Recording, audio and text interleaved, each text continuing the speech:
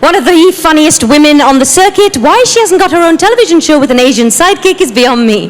Miss Angie Le Mar. So as a child growing up, me and my little brother Larry is here tonight, and I know that we always thought we were the only two because it was just us both at home. Then one day my parents says to me, "You have some brothers in Jamaica."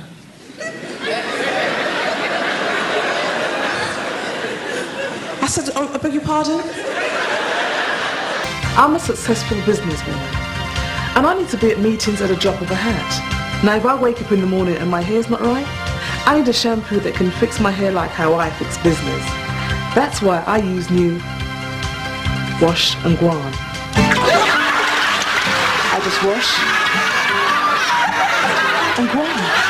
New Wash and Go On helps you wash and go on. Okay. I'm a successful... Hi everybody, welcome to the first Melan Magazine's interview. We're going to be bringing you more digital content now moving forward, and I'm so pleased to have the queen of British comedy for our first interview, the beautiful Miss Angie Le Mar. Hi Angie. Hi Marianne, how are you? I'm fine, how are you? It's so really great to have you today. Oh, it's my pleasure, man. Your magazine has been such a wonderful support for me, so I'm honoured. I'm truly honoured. Oh, lovely. Well, first of all, how are you? How are you during this madness that we're going through, this pandemic and lockdown? You know, I'm okay. I went through stages because, you know, you started off with, what's this all about? Then you went through dying. Then you went through, let's be creative. Then you got through boredom. Then it's just different emotions that you've gone through. And at the same time, I'm still positive because my family is with me. I've lost a few friends. Oh. No, so I'm connected to people who have lost people. So that's been difficult, but we're still here, and it's been a test, but I think we passed. I think, yeah, I agree with that. I can attest to that. I've lost a few people as well. So I understand it's the separation and not being able to do all the things that we normally do. You're Jamaican, aren't you? Just like myself. It's just being able to do all the things that we normally do. That's been one of the hardest things, I think, during this. But is lockdown got you doing anything different than you normally do? Yes, because the workshops that I would do, like in the theatres or in different spaces, I've had to bring them into the Zoom culture and just really restructure them. You know, I can do one-to-one normally because I do coaching one-to-one, but to do the classes and kind of the first time I started doing classes and I had all these boxes staring at me and I'm thinking, all right, okay, who am I talking to? So the first workshop was really kind of weird, and then it became just the way. I don't want to do it any other way. I just love it. I love that I can do a class and then go back upstairs. It's been fantastic. Are you going to continue to do it then like that after the pandemic? Yes, I am. Because I live in Jamaica as well. So this just is perfect. It's a new way of doing things. And I love it. And I like the intensity that I can give it as well. Because sometimes you work in a restriction when you're out in theatres and stuff, but to be able to stay with somebody and work with them, I really love it. I like to hear that people have adapted during this, because a lot of people are not, are really trying to return to normal, and I don't think that's going to happen for a lot of people. No, normal is gone. It's gone. It's gone. Normal has gone. We got to rethink how we live, how we love, how we create, how we live. We just have to think about it, because this could happen again. You know, I don't believe this is a one-off. I don't think we're even out of it yet. I think we're still in it. No, we're still in it, and I think it's going to come back again. So I'm not getting excited. I tried to go out to the shops the other day, and I'm still walking around looking at people like, move, you know. But that's how I normally behave, so there's no difference. Are you a mask wearer? I am. I wear it, and then I kind of it becomes too much. And then I'll go out and forget it and think, oh, you know what, I should wear it. You know, especially if I'm with my mum, I make sure she's got hers on. And then I come home and I think, oh, I feel fluish. Oh, my glands. I start to feel everything, you know, and then all of a sudden it's like, it's gone. So it's a bit paranoid. How did mum react to the pandemic? Because it took me months to keep my mum in the house. My mum, we just got back from Jamaica. Oh, I lost my brother in January, so we did the memorial service. And then a week after, we was on lockdown. So she hasn't been able to go out like she normally does and have fun. So she's just been on lockdown and frightened at first because, you know, she lost her sister. And it was just a lot of scary moments. Then she lost her church friends and it started to become very daunting. So she didn't want to go out. She just wanted to stay safe. But it was difficult for her. and she coping all right now? She's fine now. The other day we went to Lewisham and she said, she just wanted to walk up to everywhere. She goes, let's go Primark. And I'm thinking, Mum, what do you want in Primark? I want to buy one of the neighbours a pair of trousers. I'm like, Mum, really? They don't need trousers. So she was vexed because I wasn't walking up the other end. I couldn't be asked. But she just wanted her bit of freedom. Yeah, she just wants to pack her suitcase up so that when she gets to the airport, they say you're overweight. And she looks at me like she's never done it before. That's all she does is pack up with British stuff to go back home. So she's having fun. We went to Pound Shop and her bill was £38. What did she find for £30 at the Pound Shop? 38 items. Wow. There you go. Oh, wow. Bless her.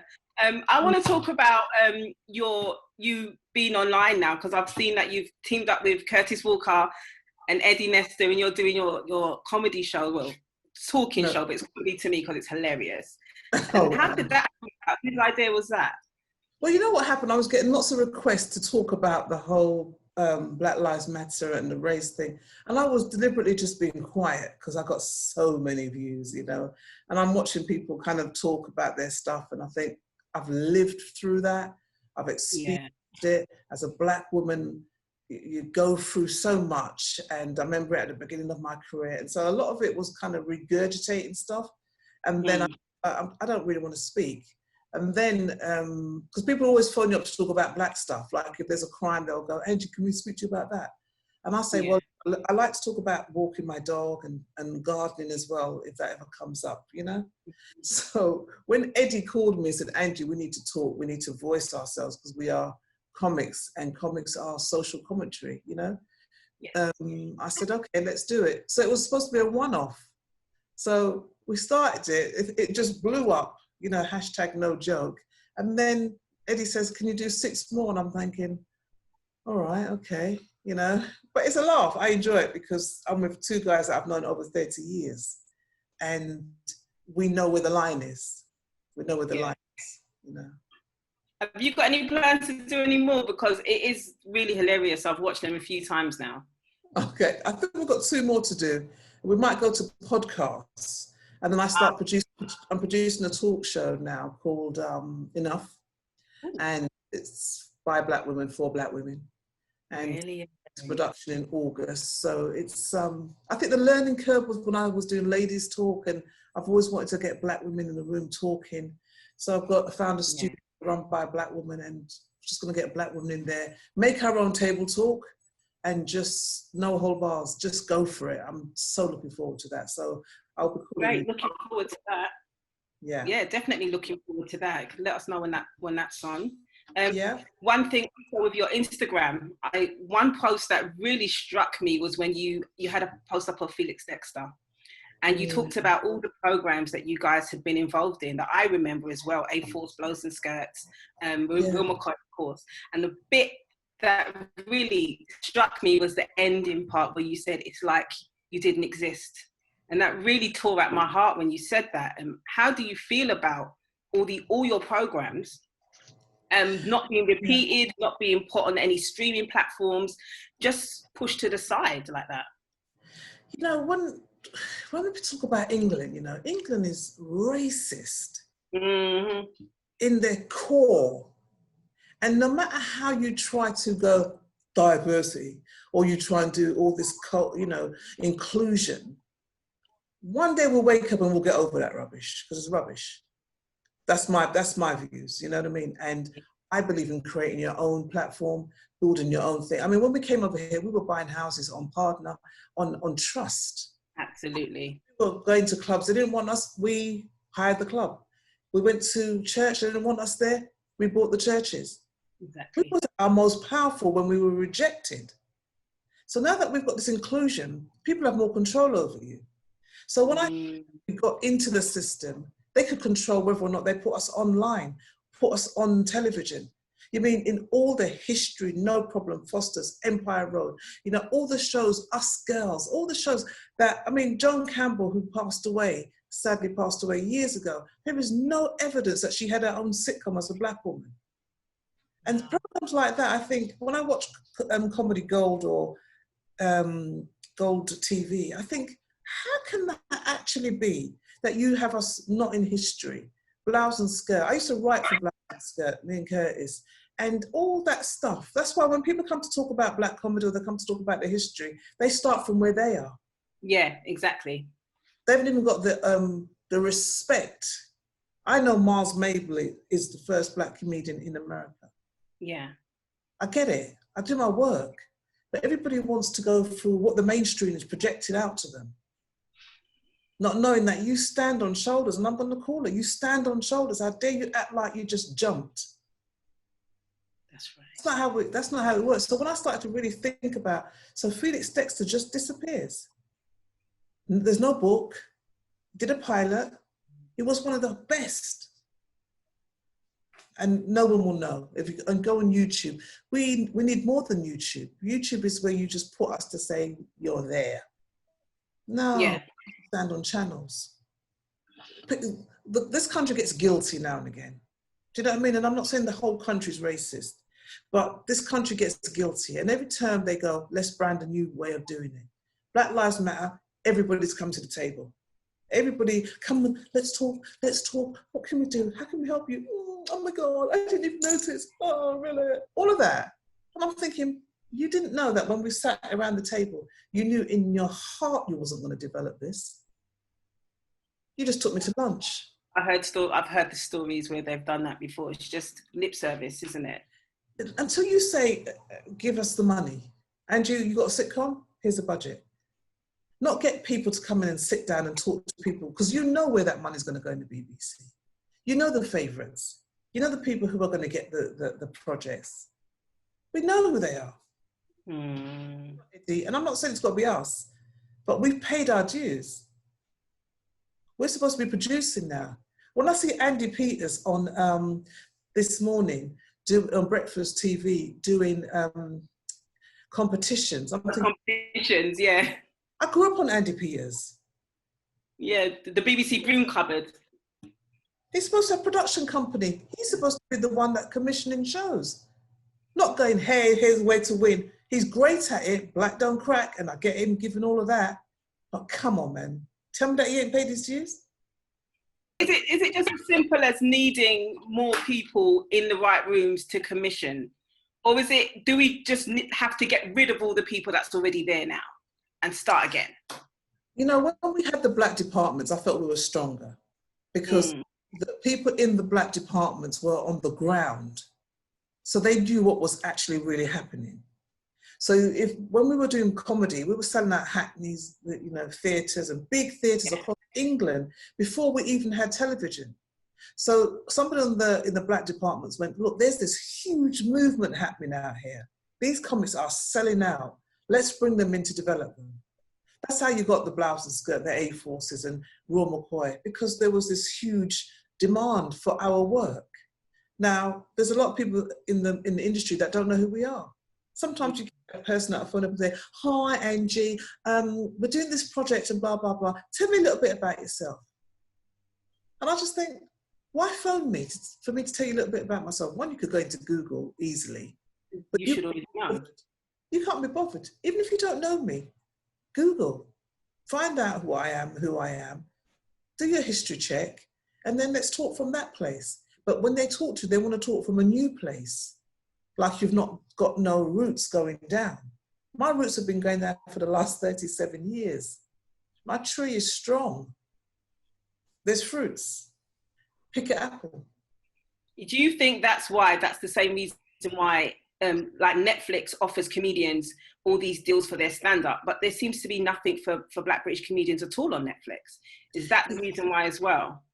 Because I think sometimes the comics get picked up too quick.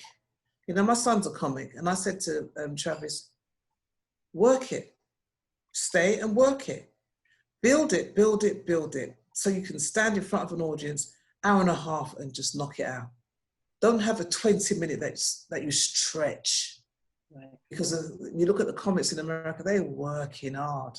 Our comics get picked too soon, and then they push them out quite too quickly. And then their time's up, and they go, thank you very much, that's been great, bye. One out. Yeah, but there's no experience going down, or there's no team around them, like Blouse and Skirts. So you've got comics writing for comics who've got their best interest. You know, that's how they do it in America. You know, some of the comics that are writing for Chris Rock back in the day and all, they had heavyweight black writers behind them. You know, and I think we need to build that, because our narrative is particular. It's a particular narrative. And the first rule of writing is write what you know. So when you don't see yourself in dramas, that writer don't know you. Yeah. You can't have a white woman write about black women. She might be able to write about a woman, and black women can relate to that particular situation. But let's go in a black woman's home and talk about, why is her hair over there? And you've got a scarf on. Too much information. You know what? That brings me to one of my favorite programs ever, The Real McCoy. And I've always felt like because we don't grow up, the new generation not growing up watching these programs, and that's why they make the same mistakes. Now, we just recently heard, after they lost the tapes and then it was on BBC Store and you had to pay to watch it, now it's coming back. What happened? Pressure. Black Lives Matter. Pressure. It's quite straightforward. You know, there's too many people saying, can we have these? And I, for the life of me, don't know why you can't. Why not? It beggars belief, because you think that was a huge success. Goodness Gracious Me's out there. Goodness Gracious Me created QMAS 42 at 42. Then you've got Goodness Gracious Me on Comedy Gold. They've got a plan. But if I don't see you as a star, I can't treat you like a star.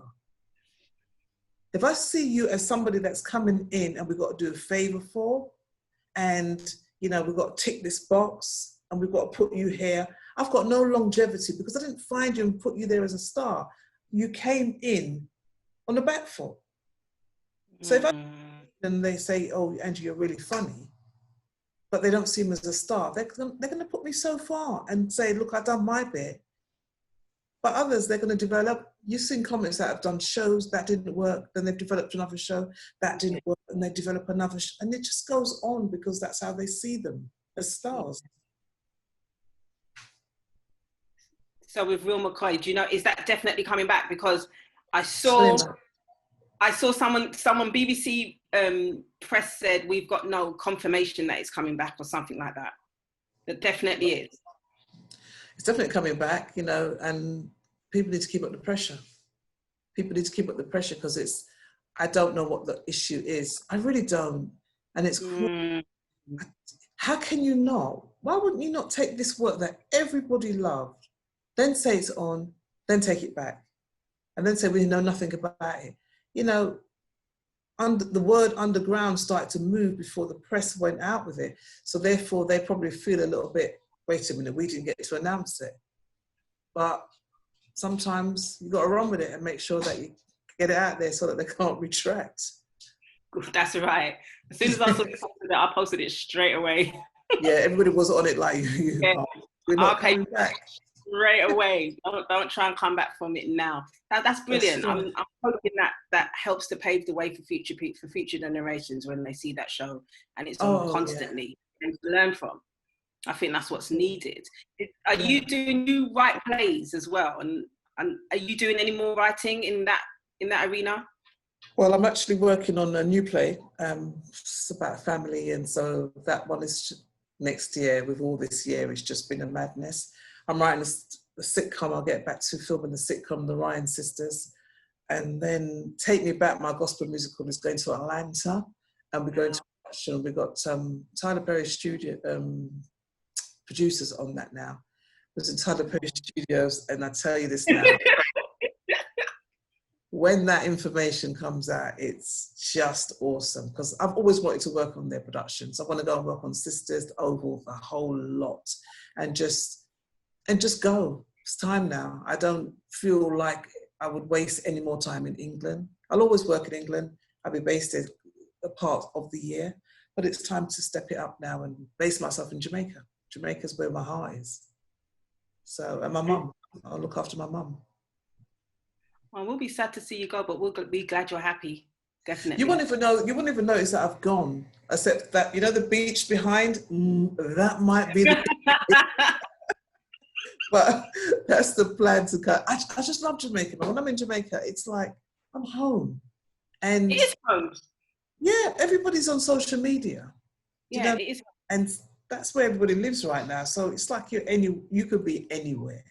I'll come back, do the theatre work, but it's time to travel. And when they saw Take Me Back and they read the script, they went, oh, we've got to have this. But they're casting it with an American cast. Okay. That took the pressure off, actually, because to try and move a cast over it's a lot. One last question, Angie, before we go. If you were Prime Minister for a day, what would you authorise? Wow. I would get people into therapy, get them into counselling. I think we need to talk honestly, and I think that even after this pandemic, there's going to be a lot of brokenness.